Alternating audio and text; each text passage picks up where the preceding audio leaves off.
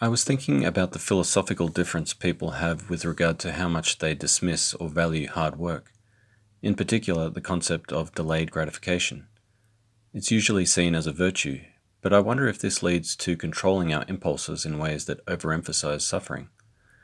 Do we, through our cultural conditioning and allegiance to certain groups and institutions, subconsciously or consciously accept and reinforce the notion that there's no pain, no gain, that you have to struggle in order to get anything that's worthwhile?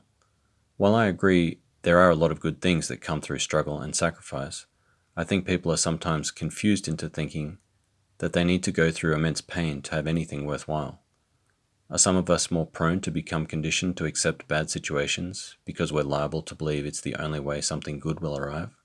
Maybe we get so comfortable with the mindset of delayed gratification that the familiarity of the delay subconsciously builds the expectation of a jarring experience should time for gratification be seized. With this, many of us may well be stuck repeating patterns of behavior that go unquestioned, and even demonize those who take a different approach. If this is true, could we also progress to denying ourselves the joy of getting what we may very well deserve because we've somehow convinced ourselves that we don't deserve it? Do the values within your culture, family, or workplace dictate that suffering is always necessary to attain anything meaningful? Do you think it gets in the way of allowing you moments of relaxation or comfort?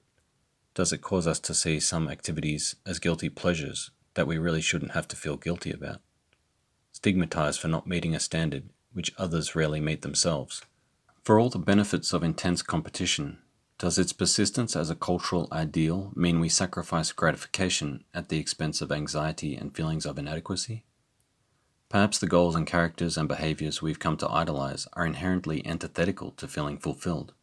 We're supposed to believe that caring is of utmost importance, yet we're encouraged to reach this ideal by showing just how much unhappiness we're willing to tolerate. Essentially, if you really loved me, you'd do this thing that makes you miserable. We lock ourselves away in cubicles surrounded by unnatural light, in clothes that are uncomfortable, for a position which we've been conned to believe is what validates our existence and our worth, yet is typically temporary and thus anxiety-inducing. We spend so much effort investing in the outcomes of goals that are symbolic of status and credibility, seemingly draining ourselves of the clarity to see it as a trap. Every ego stroke is a dopamine hit to the pleasure centers of our brain, but without the balance that can be found and nurtured by freeing ourselves from so much judgment, we deceive ourselves into thinking that every spike in good fortune will become the natural state of being, rather than the promise of a drop that leaves us uncomfortably grasping for more, and therefore ever more uncertain about what needs to be done to remedy the resultant shame. Well, we could drop the shame in the name of common sense, as such a move would empower us to celebrate each other's successes. This would allow for a releasing of the collective and individual stress that afflicts our societies and personal lives, and would promote a realignment, a balance that offers the awareness to see nothing substantial need be lost in being gratified more easily and more often.